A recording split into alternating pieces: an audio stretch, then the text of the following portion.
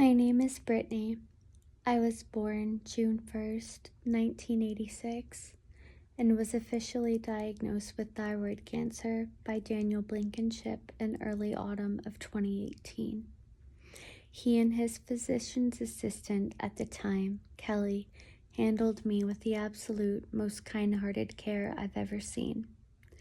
2 months later, after a nagging feeling my cancer was not completely gone, I insisted that Dr. Blankenship send me for a CT with and without contrast, after radiation therapy had not only seemingly made my condition worse.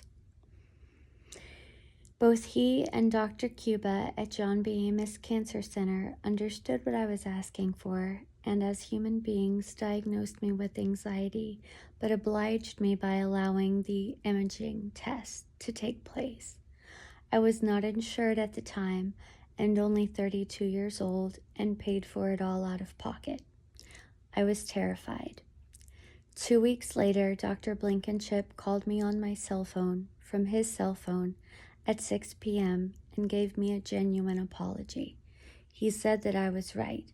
The cancer was diagnosed incorrectly and had spread to my lymph nodes, breastplate, clavicle, and lungs, and that there was nothing more he could do. I saved my own life, and with the help of Dr. Daniel Blankenship and his humility that gave me the necessary admission that my condition was out of his hands and that they could not treat me in the future, he referred me to Emory in Atlanta. This was when I underwent a radical neck dissection and was correctly diagnosed with stage 3 metastatic thyroid cancer. I was told, and am told every year, that I would never be cured. What I have, and even now, is slow to spread, but impossible to cure. Because of what happened, and also because I am positive that Daniel Blankenship is genuinely a good person, he continued to order me biopsies, CT scans, and PET scans every year, and insisted this be the case for the next 5 years of my life. I trusted him and did this. My last full-body scan, ordered by both Dr. Blankenship and Dr. Balika, who I'm not yet spoken of, took place in September of 2023. I had many tests prior to this scan that all came back with positive news. So when Dr. Blankenship mentioned to me that he saw a shadow at the bottom of my left breast, I was not too concerned.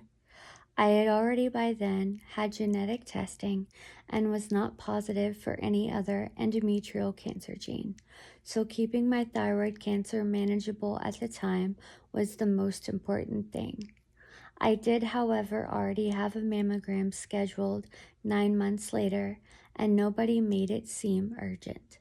By this time, I had already become very aware, intelligent, and accepting of my incurable disease, but in my mind, after 5 years in the clear, wanting to be human and a normal woman finally, it never occurred to me that I might actually have breast cancer.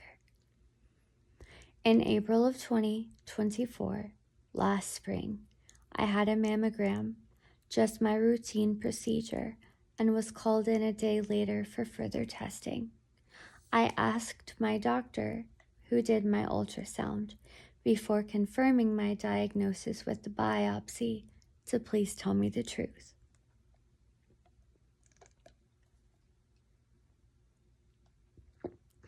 I don't like being lied to or to be sheltered, and after making sure he was aware of my physical history, I said to this man I had only just met, "I know what this looks like on your screen, and I've seen the look you have on your face 1,000,000 times.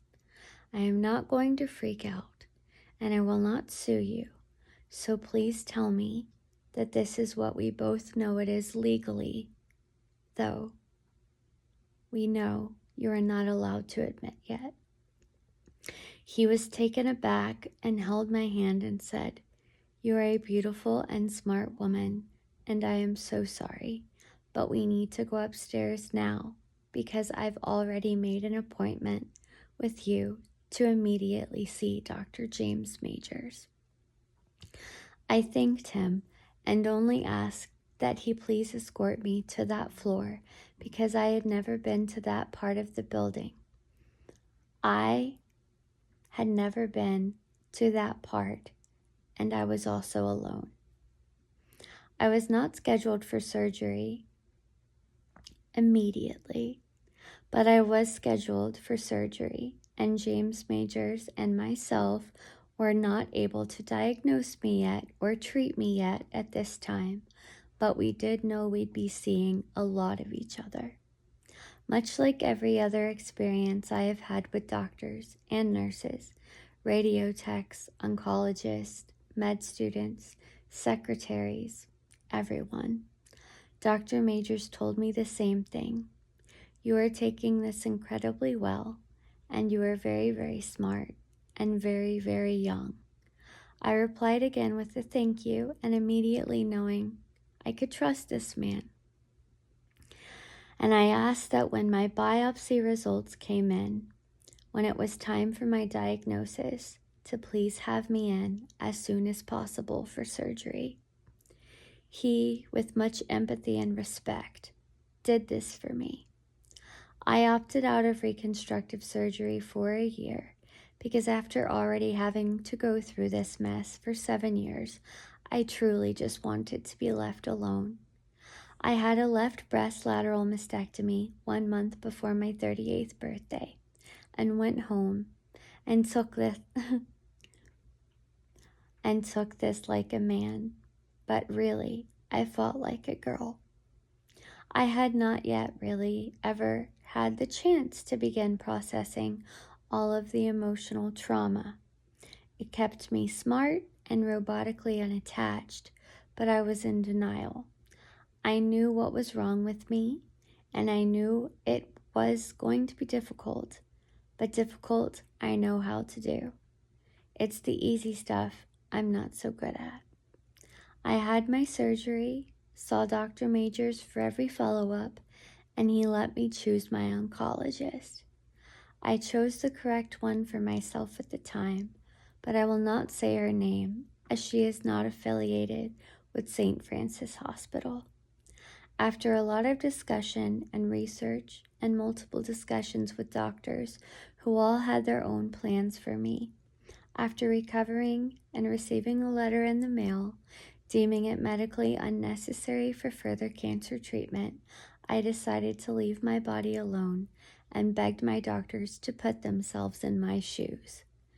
Everyone did that, even the 1 or 2 who disagreed with me, and said that I had been through enough at this point, and by now I should be the one who decides what's best for my body and quality of life, because I am the only one to live with it, and I am the only one who lives in it.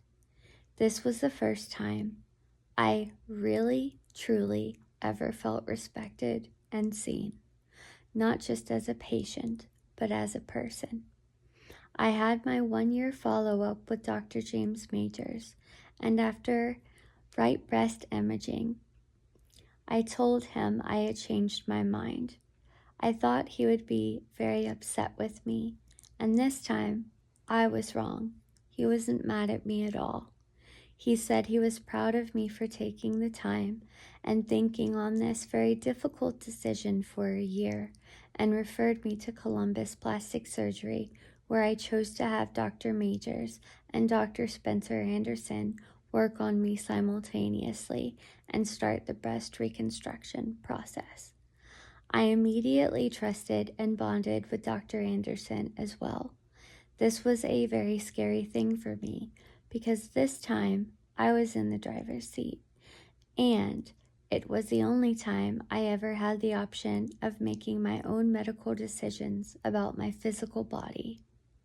On Thursday, June 28, 2025, Dr. Spencer Anderson finished my reconstructive breast surgery. He did a beautiful job, and I'm healing from everything now, finally, after all of this time. The physical pain is endurable, and the emotional pain is finally starting to subside. I have been to St. Francis Hospital 28 times in the past 8 years, and cancer no longer tells me what to do. I have only ever had one poor experience with a medical professional at this hospital, and I will not say her name because I do believe that people should be allowed to have bad days. But I do want you to know I was treated absolutely horrifically, and I cannot let that happen to another patient ever again. Mostly, though, I am nothing but grateful. Dr. Baliga saved my life.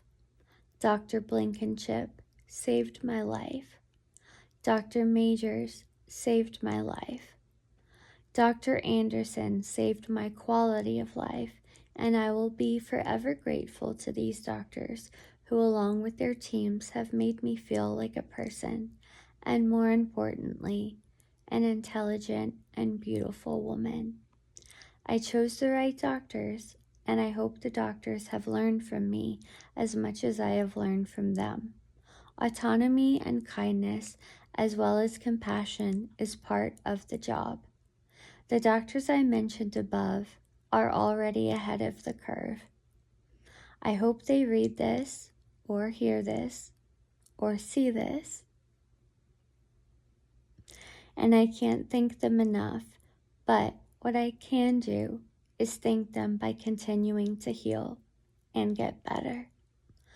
I wish you all a beautiful and blessed 2025 and a blessed life above everything else. The little things really do matter the most.